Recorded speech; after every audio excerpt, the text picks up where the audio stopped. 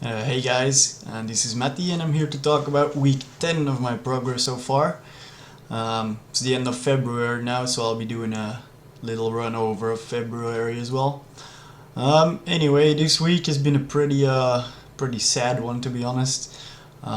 Did get a bit of volume in, was nice, but I ran pretty horribly and in some ways I got pretty tilted as well. Which caused me to play pretty horribly as well. It was yeah, it was pretty sad. Anyway, I'll show you in the graph. It was well in a second. It was really dumb. My luck was especially bad in 3 and 4-bit pots. Like people were calling my 4-bits with like 10-9 suited and spiking 2 pair on the flop, and more of that stuff. Like got a lot of aces in against sets in 3 and 4-bit pots, and was pretty annoying. But yeah, we'll get through this bad luck streak, I guess. Um, anyway, let's go to the graph. Yeah, so yeah, as you can see, the graph went up and down pretty pretty hard here, and thank God we ran back to zero here. So that means after rake back and stuff, I'm up like 25 to 35 euros or something this week, which is nice, but like there was a lot of bad stuff happening. Like I really hope it turns around, and I made a lot of mistakes as well.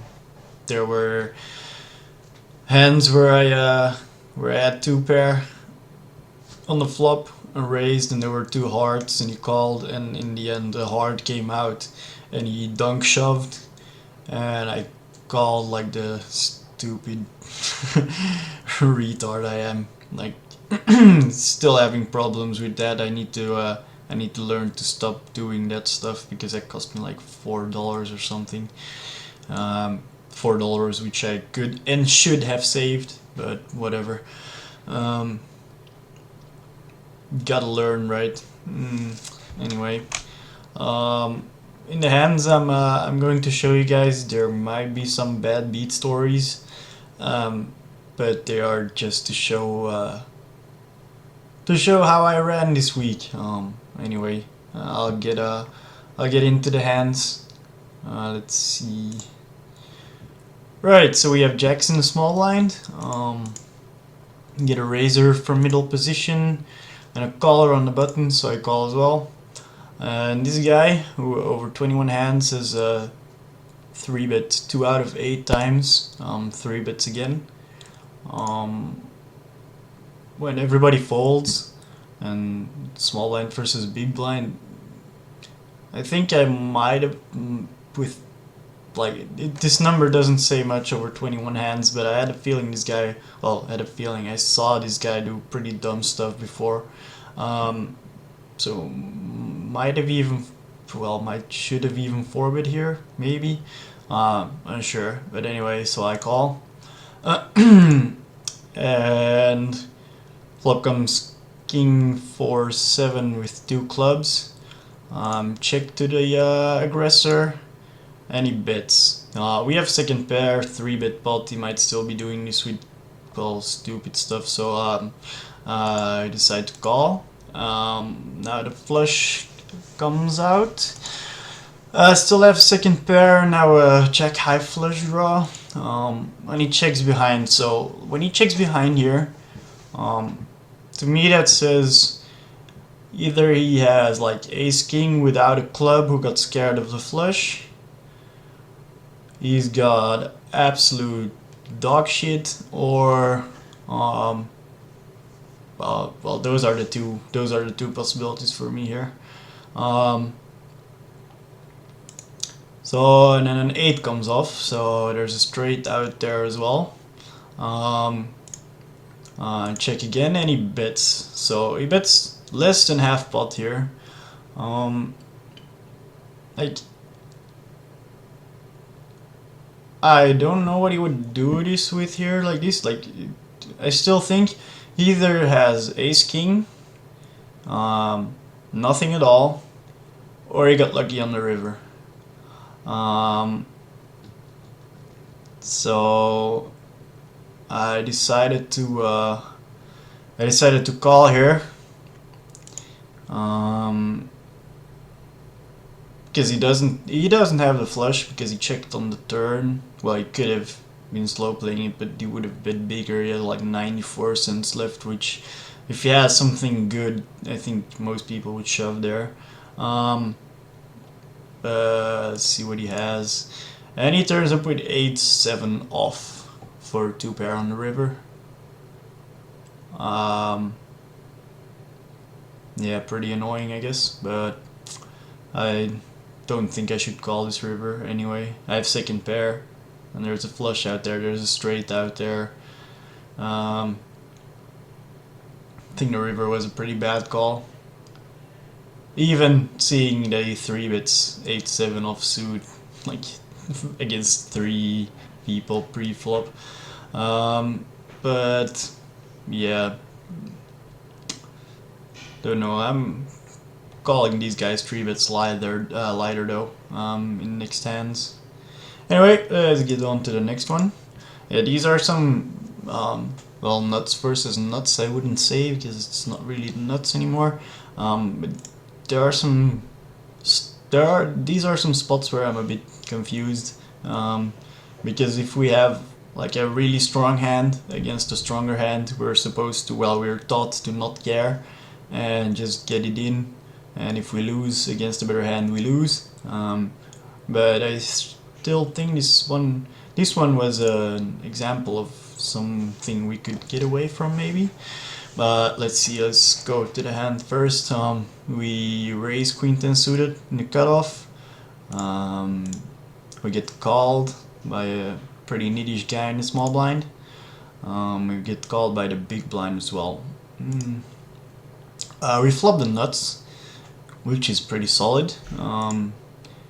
They check to me, so I bet, and the nit in the small blind raises.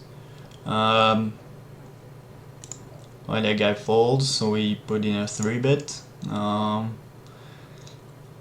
and he calls. Like, at this point, I'm pretty sure his range is either, well, I don't think it's jacks, kings, or aces, because I'm pretty sure he would just shove jacks, kings, or aces. So his range should be like ace, king, ace, jack, king, jack. Because I don't see him calling 4-bits, 3-bits with ace 10 or ace queen here. And turn comes an ace. I have a pot size bet left. I have a straight, but yeah, this is a spot where we're supposed to just shove, because, well, I think with the action on the flop, this is a pretty bad play, to be honest. Well, I'm not sure. I think with the action on the flop, I think this is a bad play, because ace, king, ace, jack is a big part of his range here. Like the other part was king, jack. King, jack is never gonna call an all in here. Especially because he get counterfeited now.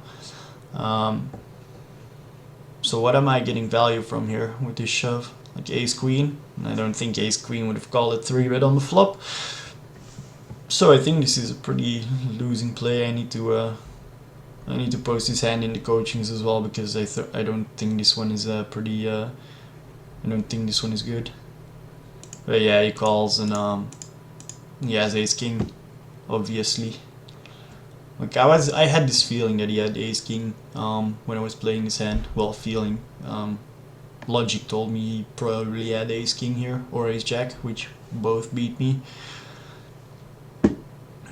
Yeah, I'm unsure about this one. Maybe I should just close my eyes and go all in and hope he has ace queen or something, but I don't think that's ever happening, especially against this type of player who's playing 17-11.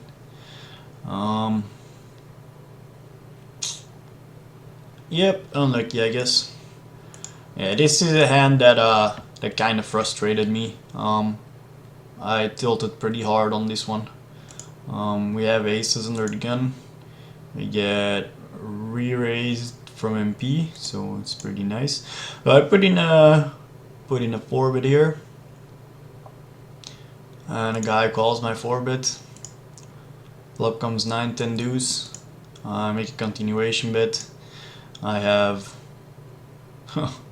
I'm getting 5.88 to 1. I need to be good here 15% of the time. I think calling a 4-bit pre-flop, 10s and 9s look, I don't know, pretty weird. Maybe you could have 10s, maybe you could have 9s, but I think a lot of his range here is slow played kings or queens as well. Especially because he's 3-betting me from MP when I'm under the gun. So I think we should call this like every single time. Well, it turns out my call was correct because I had like 25% on the flop. But this guy is calling 4-bets with 10-9 and he spikes 2-pair on the flop. Like it was crazy how many times this happened this week. Like I think I lost more money than I won with aces this week. It was yeah, annoying, but what can you do, I guess. Still think it was well played by me. There's nothing you can do when this happens. Right, this one, yeah, this is another bad beat story. This one is disgusting. This one I put in because, well, this one is to show how badly I ran, I guess, this week.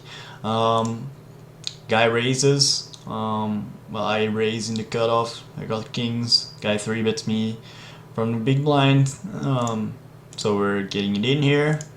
Alright. Oh, we flop. We flop set. Like I have top set here as free $5 from this villain over here. Thanks. Turn comes ace, and the river comes another ace, and he has ace king. When I saw this hand unfold, I saw the ace on the turn, and then I saw the ace on the river, and I was sitting there like, come on, dude, come on. My luck isn't bad enough yet this week. That was this was a funny one. I sat there like, come on, please. But nah. They're like, screw you, Matty. Here's a bigger full house for your opponent. Yeah, anyway, that was a pretty obnoxious one, but whatever. Right, this one is one where there's another. Well, I'll just go through the hand first and then talk about my thoughts. We have 10-9 suited in the middle position, so you raise. We get 2 callers, cut off and button. Not scared at all of the button. He's been playing like a crazy maniac so far. We flop a straight, which is pretty good. So we bet and both call. So this villain over here, he's been a nit so far. Who has a fold to C-bet over 100, but yeah, it's only one hand, so that doesn't say anything. Yeah. So yeah, we still have the nuts here. So we bet big again. 2 people call. Now, when the 3rd club comes off,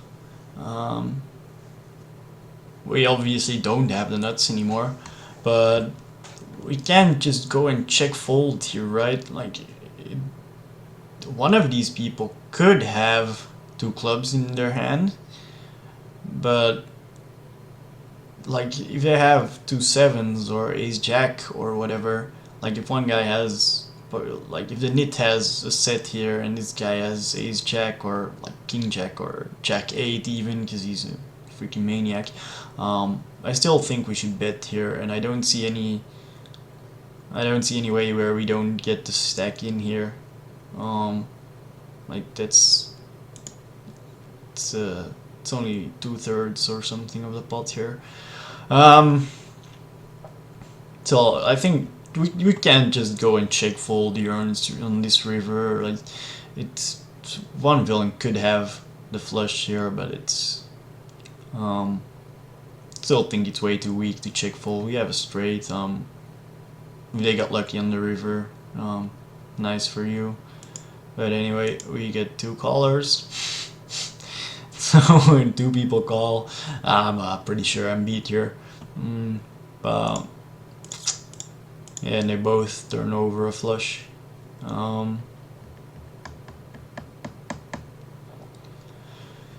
Yeah, I don't know what I can do here.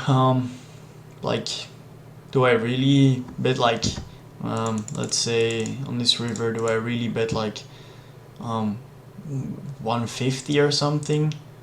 Like a small blocker bet or whatever, or and then fold to the raise if someone of these guys shoves. Like, saves me $1.50 but loses me $1.50 of value against like sevens or this guy's king jack.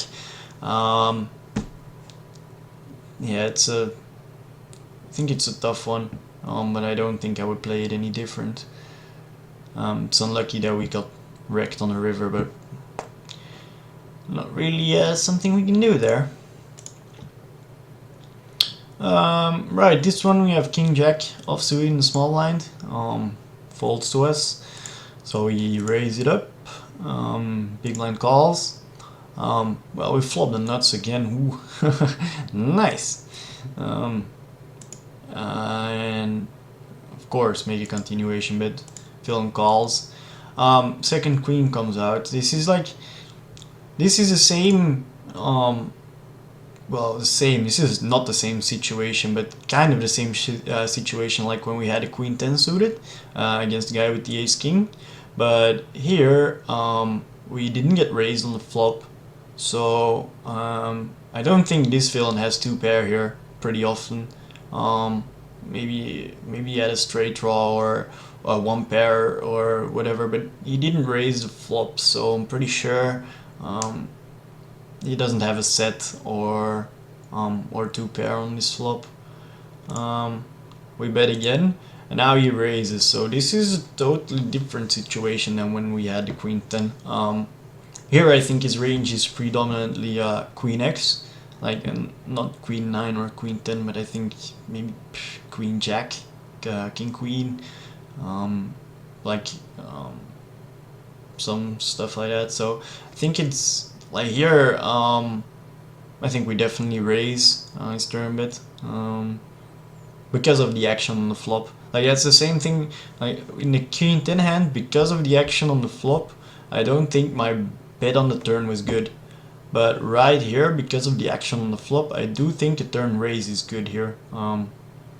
So we raise, he shoves, and I'm happily calling here most of the time. Like, I'm beat sometimes against queen 9, queen 10, but I think he's gonna show up with queen x, especially with, well, he's only 35 hands, so we don't know he's a maniac yet, but so far he has 35 VPIP, so I think he's gonna show up with queen x more often than queen something else.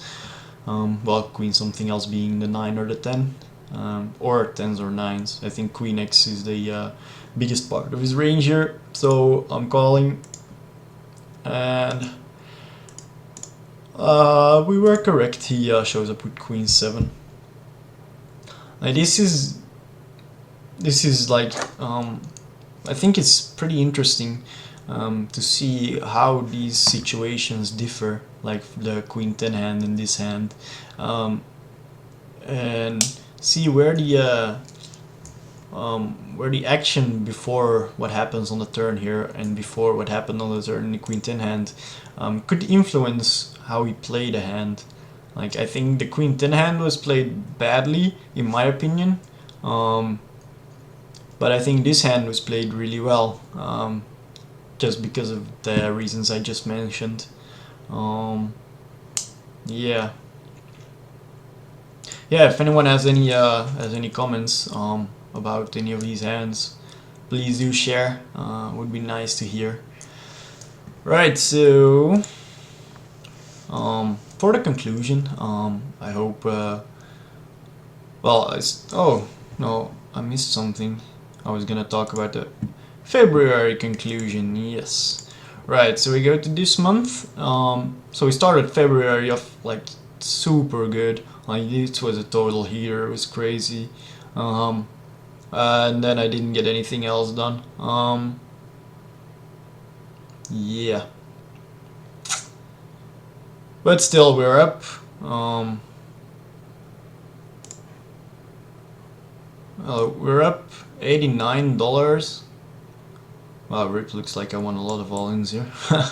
Anyway, we're up $89 this month without Rakeback. I think with Rakeback I'm up like 125 euros or something, which is more than in January, like only like 9 euros more. But because of my sickness, I only played like half the hands that I did in January. So we're still making progress, which is nice, and making more profit on half the hands, so it's good. That's pretty nice.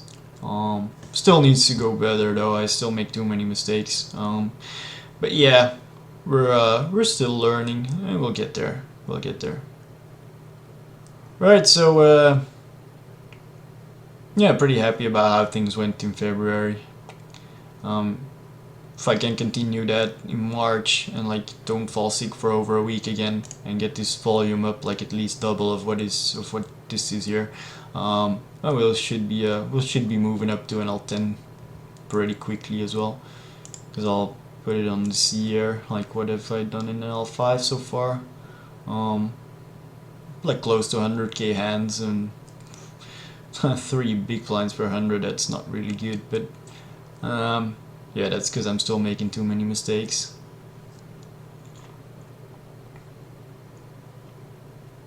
Yep, that's about it. As long as I can keep improving and keep making less and less mistakes, should be moving up quickly, and I'll do fine, I guess. Well, that's it for me this week. Thank you guys for watching, and I'll see you again next week. Peace.